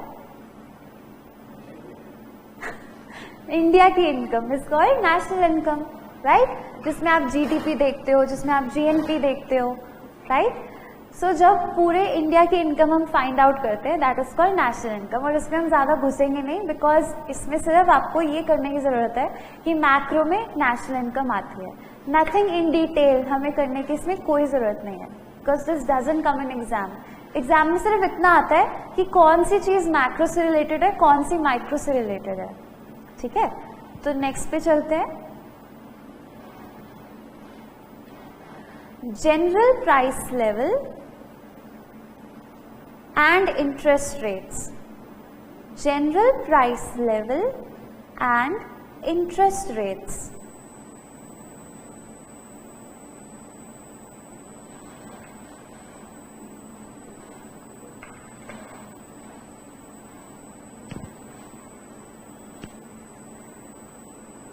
क्या हो गया भाई? अरे बताओ ना, आपको मेरे को देख के हंसी आ रही है तो, या आपस में कोई बात करके हंसी आ रही है, या तो मैं फनी लग रही हूँ, बताओ।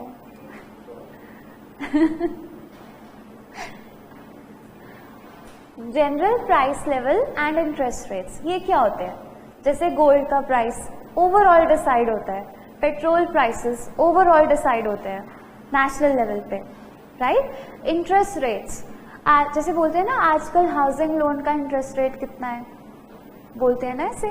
तो ये इंटरेस्ट रेट्स जो आरबीआई ने डिसाइड करे होते हैं, आरबीआई ने एक लिमिट सेट करी होती है जिसके अकॉर्डिंग कमर्शियल बैंक्स अपने अपने इंटरेस्ट रेट्स फिक्स करते हैं।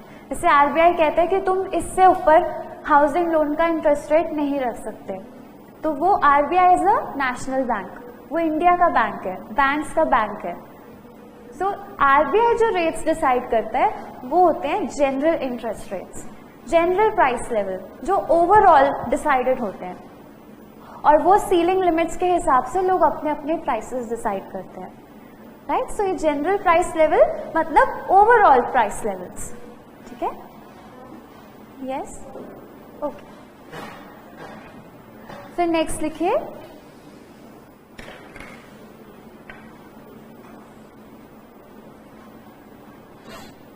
external value of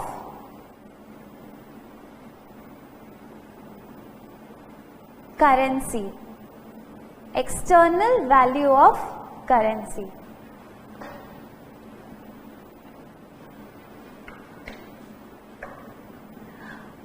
अब आपको पता ही है डॉलर का रेट ओवरऑल चेंज होता है, किसी एक फर्म के लिए चेंज नहीं होता।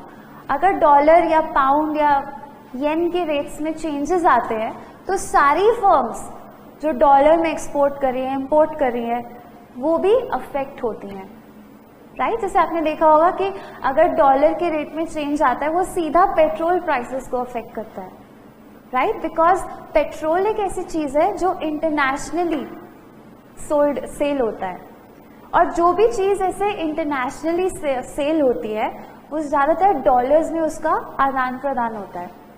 आप किसी भी एयरपोर्ट पे चले जाओ, वर्ल्ड के किसी भी एयरपोर्ट पे, only US dollars are acceptable there.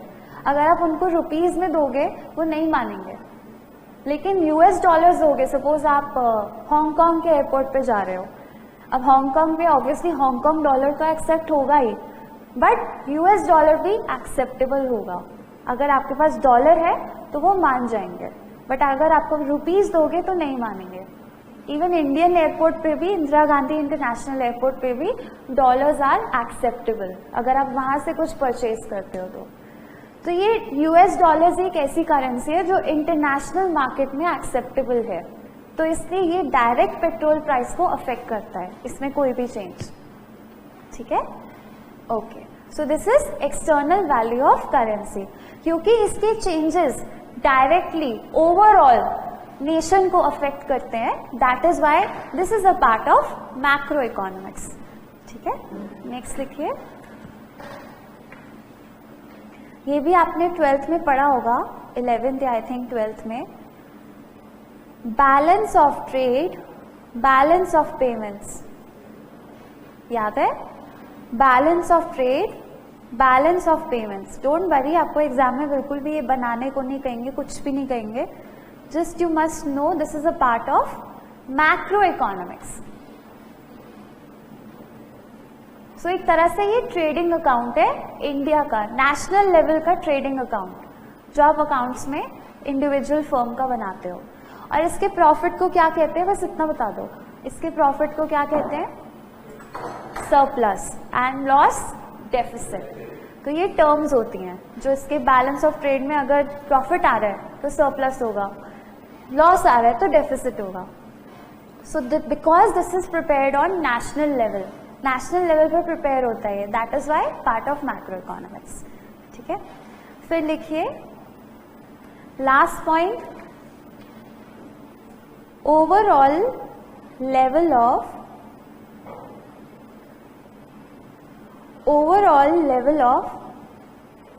savings and investment, overall level of savings and investment.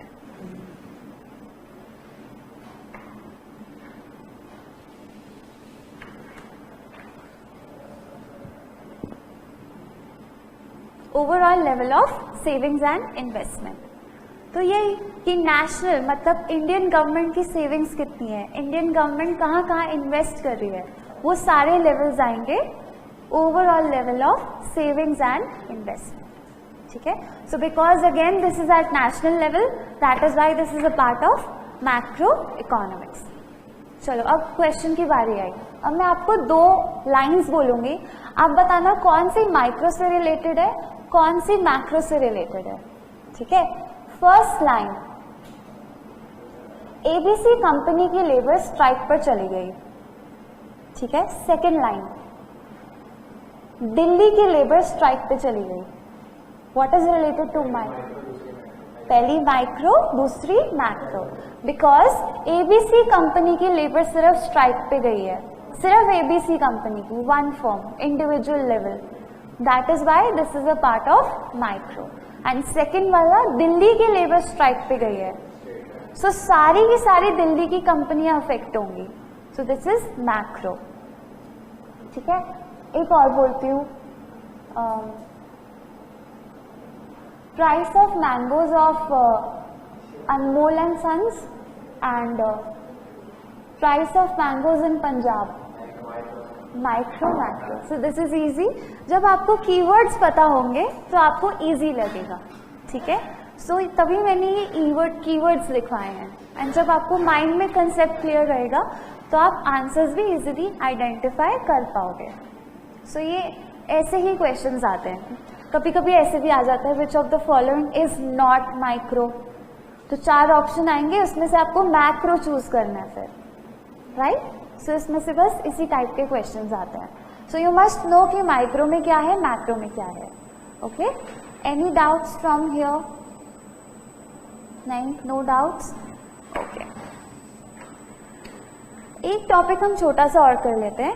That is now we come to business economics. What is business economics? अभी तो आप जनरल पढ़ रहे थे कि इकोनॉमिक्स क्या है. अब जाके आप पाओगे कि आपका जो सब्जेक्ट है वो क्या है, राइट? तो जैसे मैंने अभी इकोनॉमिक्स में बताया था कि हम इकोनॉमिक्स में वांट्स को सेटिस्फाई करने के लिए रिसोर्सेज का एलोकेशन करते हैं, ऐसे ही आप बिजनेस में करते हो.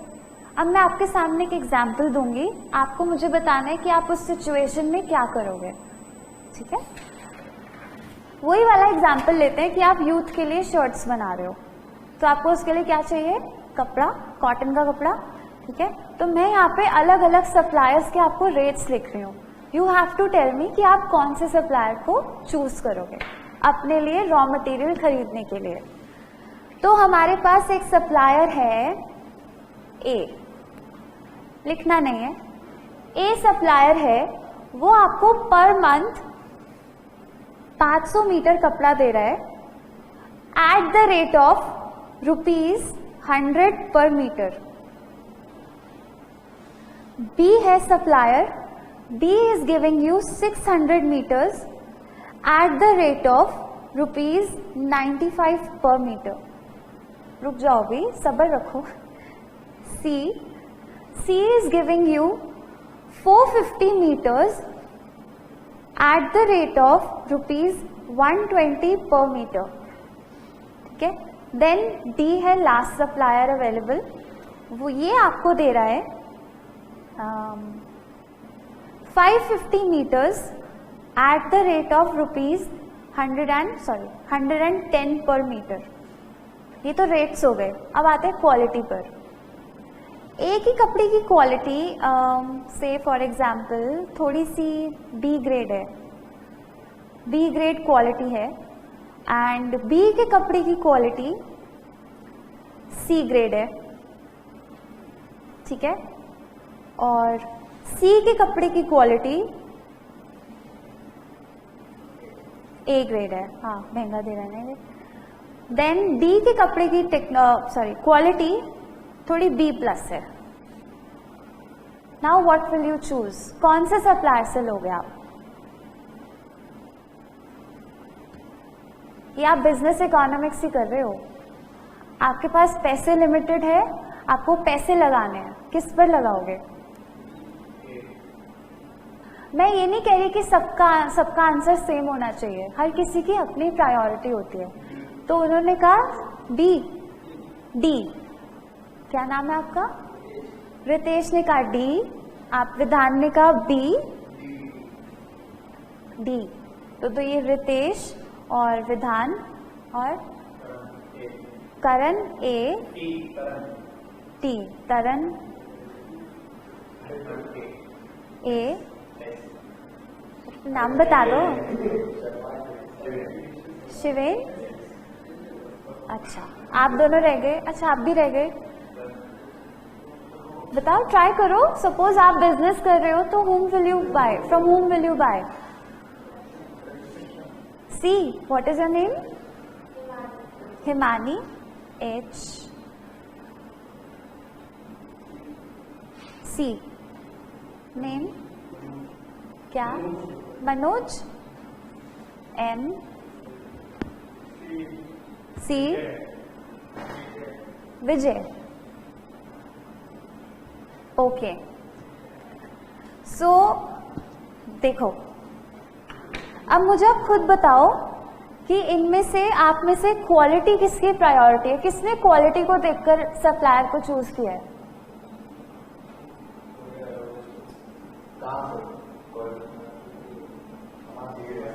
तो आपने, जो ए वाले हैं, उन्होंने क्वालिटी को देखकर सप्लायर को चूज किया है. ठीक है, क्योंकि देखो वो सिर्फ 50 मीटर कम कपड़ा दे रहा है, बट उसका रेट भी ज्यादा है. ठीक है, रेट भी ज्यादा है और सिर्फ 50 मीटर कम दे रहा है वो, राइट? एंड इसकी क्वालिटी भी सही है.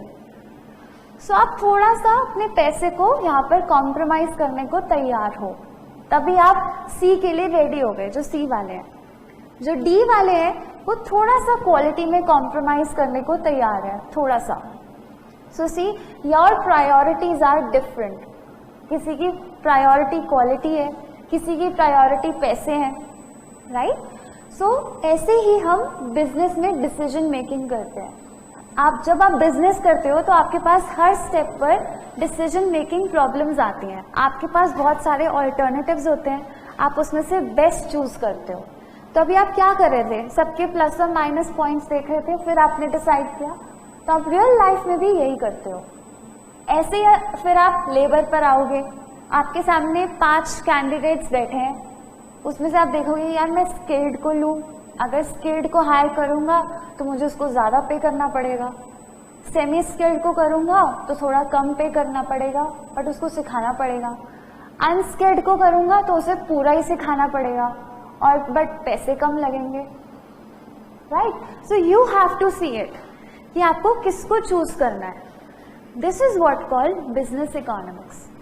जब हम डिसीजन मेकिंग करते हैं अपने बिजनेस में, कि आप बिजनेस इकोनॉमिक्स ही तो कर रहे हो, आप सेम चीज कर रहे हो, आप अपने लिमिटेड रिसोर्स को फिर से प्रायोरिटीज पर लगा रहे हो। जिसकी प्रायोरिटी क्वालिटी थी उसने अपने पैसे क्वालिटी वाले पे लगाए, जिसके प्रायोरिटी पैसे थे मतलब थोड़ा बजट था उसने उस हिसाब से पैसे लगाए, राइट? अच्छा, हाँ, दैट्स द ओनली थिंग। ठीक है, ओके।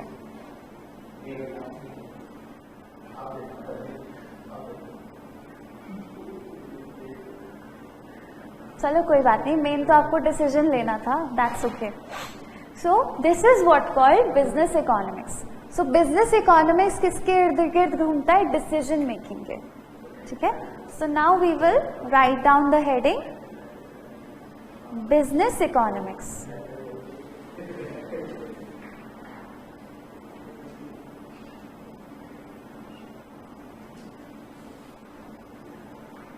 ये चैप्टर छोटा सा ही है, ये आपका 1-2 क्लास में, 1-1.5 क्लास में खत्म हो जाता है, ठीक है। ओके, एक सेकेंड।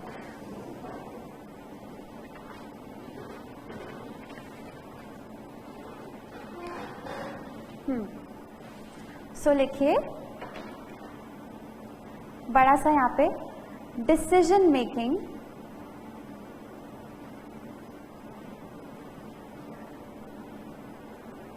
और फिर आसपास आप एरोज बना दीजिए ऐसे, दिखाने के लिए कि business economics revolves around decision making. Sorry, फिर हम थोड़ा सा अंग्रेजी डेफिनेशन भी लिख लेते हैं इसकी, जो आपकी स्टडी मैट में दी हुई है।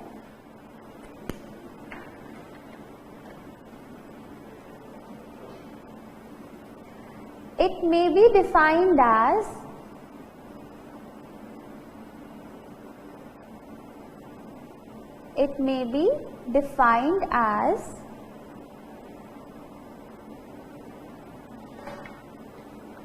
the use of economic analysis.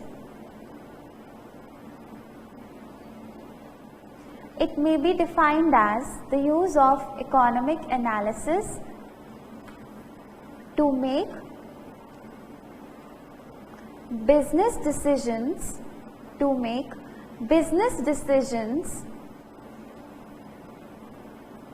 involving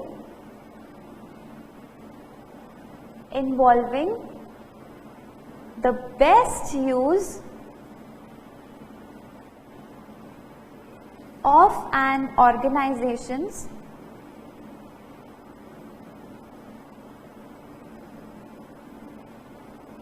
scarce resources.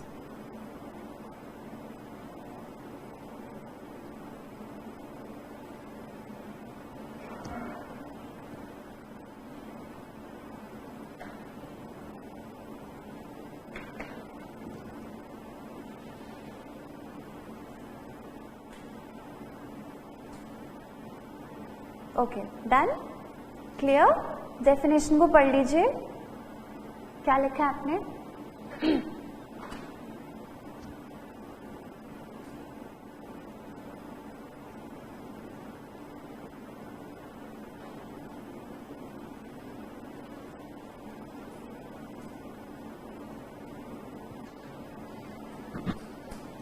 पढ़ लिया?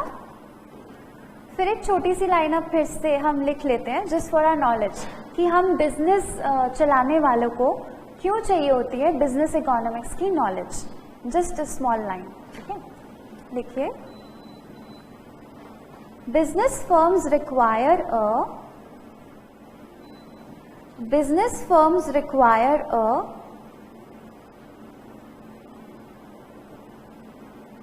thorough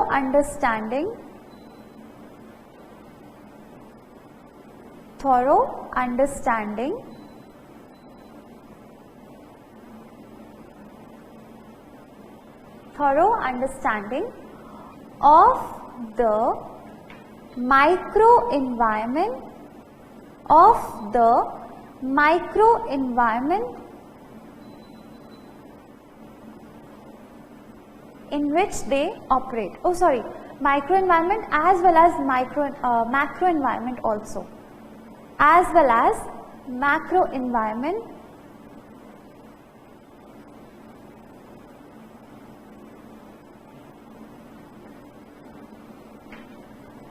in which they operate.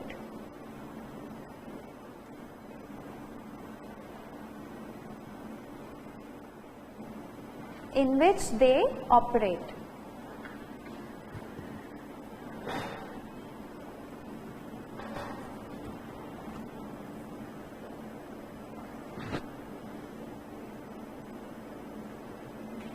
Done?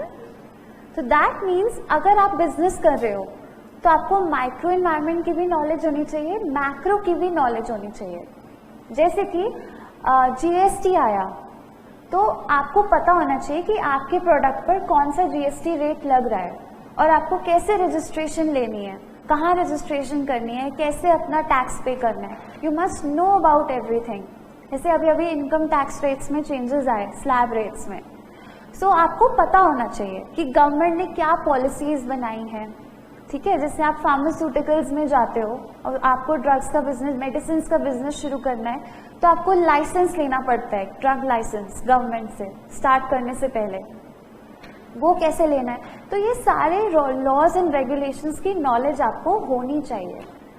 ऐसा नहीं कि आप बिना जाने, तभी कहते हैं चार्टर्ड अकाउंटेंट जब बिजनेस शुरू करता है तो वो ज़्यादा सक्सेसफुल होता है क्योंकि उसे हर चीज़ की नॉलेज होती है, राइट। सो इसलिए मैं कहती हूँ कि आप जब बिजनेस करोगे ना तो आपको ज़्यादा अच्छी नॉलेज होगी। एक तो आपका पैसा बचेगा, सीए को जो देना है वो आप खुद ही काम कर लोगे, राइट। एंड दूसरा आपका जो बिजनेस करने का तरीका होगा, माइंडसेट होगा, वो अलग लेवल का होगा as compare to normal businessman. But यहाँ पे उल्टा भी होता है, कई चार्टर्ड अकाउंटेंट्स होते हैं उनका बिजनेस मैन वाला माइंड नहीं होता, मतलब उनको डीलिंग करनी नहीं आती लोगों से, क्लाइंट से। जैसे कहते हैं ना कि गधे को भी बाप बनाना पड़ता है अपने आप बात मनवाने के लिए, तो वो चीज़ भी आनी चाहिए, टैक्टिक्स आने चाहिए सामने वाले को मनाने की, कि आप अपनी बात मनाने का एक यही टैक्टिक होता है कि पहले सामने की सुनते रहो और बस हाँ यस करते रहो, फिर उसके बाद उसको अपना प्लान बताओ। क्योंकि अगर आप पहले ही उससे बहस करना शुरू कर दोगे तो वो कभी आपका क्लाइंट ही नहीं बनेगा, ठीक है। So these are some ways of doing business, okay okay.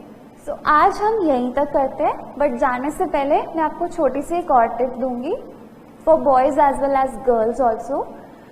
देखिए, आप जब भी किसी फॉर्मल फंक्शन में जाते हैं या आप इंटरव्यू देने जाएंगे या किसी फॉर्मल गैदरिंग में जाएंगे, नेवर वेयर वाइट सॉक्स।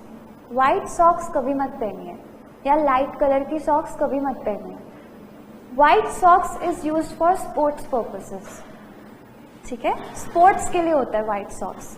जब आप किसी फॉर्मल गैदरिंग में जाएंगे तो हमेशा डार्क सॉक्स पहनिए, dark brown, black, navy blue, इसके अलावा कोई और कलर मत पहनिए।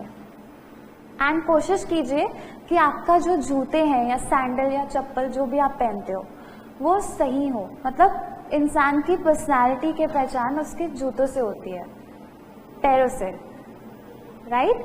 सो आपको पता भी नहीं लगेगा अगर आप कोई इंटरव्यू देने जाओगे, वो पहले ही आपको जांच लेगा आपके जूते देखकर। और दूसरी चीज, कभी भी पैर घसीट के मत चलिए। अगर आप पैर घसीट के चलते हैं तो अपनी आदत को चेंज कीजिए, क्योंकि आप एकदम से अंदर आए, उसने पहले ही डिसाइड कर लेता है वो कि मैं इसको रखूं या नहीं। तो ये छोटी छोटी चीजें बहुत मायने रखती हैं, ठीक है? एंड हो सके तो थोड़ा बहुत आप अपनी एक्सरसाइज पर भी ध्यान दीजिए, बिकॉज आजकल के टाइम में एक्सरसाइज करना बहुत ज़रूरी है, ठीक है? तो ज़रूरी नहीं है कि आप बिल्कुल ही पतले हो जाओ, वो भी नहीं होना, नॉर्मल रहिए, फिट रहिए, ठीक है? एंड मोस्टली मैं यही कहूँगी कि जैसे लोग खाने के बाद पानी पीते हैं, उसको अवॉइड कीजिए। खाने के बाद पानी पीने से पेट बढ़ता है, स्टमक बढ़ता है, फूलता है, तो खाने के बाद पानी मत पीजिए, उससे पहले पी लीजिए। और जब आप किसी फ्रेंड के साथ जंक फूड खाने जा रहे हैं, मोमोज कुछ भी खाने जा रहे हैं, तो पहले बहुत सारा पानी पीजिए। तो वो पानी ना थोड़ा सा आपको फुल कर देता है, आपको भरा भरा सा लगता है पेट, फिर आप कम खाते हो जंक फूड। एंड कभी भी मोमोज के साथ पेप्सी मत पीजिए, बहुत ही गंदा कॉम्बिनेशन होता है ये। मैं इसका लॉजिक नेक्स्ट क्लास में बताऊंगी, सारा कुछ अभी बता दूंगी तो नेक्स्ट क्लास में क्या बताऊंगी, ठीक है? तो ये कुछ टिप्स मैं आपको देती रहूंगी साइड बाय साइड, ओके? तो ये एज अ बोनस समझिए। Anything you want to ask from today's class? कुछ भी नहीं? प्लीज इसे रिवाइज कर लीजिएगा। आई नो ये बहुत ही लाइट किया है आज हमने, बट स्टिल आपको हार्डली 5-10 मिनट लगेंगे रिवाइज करने में। एंड जो आपने मैथ्स की क्लास में पढ़ा है, आई एम श्योर वो कुछ हैवी ही पढ़ा होगा, उसे भी रिवाइज कीजिएगा। लाइट था उसमें भी? अच्छा चलो ठीक है कोई बात नहीं, बट प्लीज रिवाइज जरूर कीजिएगा। So your next class will be on Saturday 9:30 AM. Okay, so please be there on time, and I hope you like the class today. Okay, thank you, take care.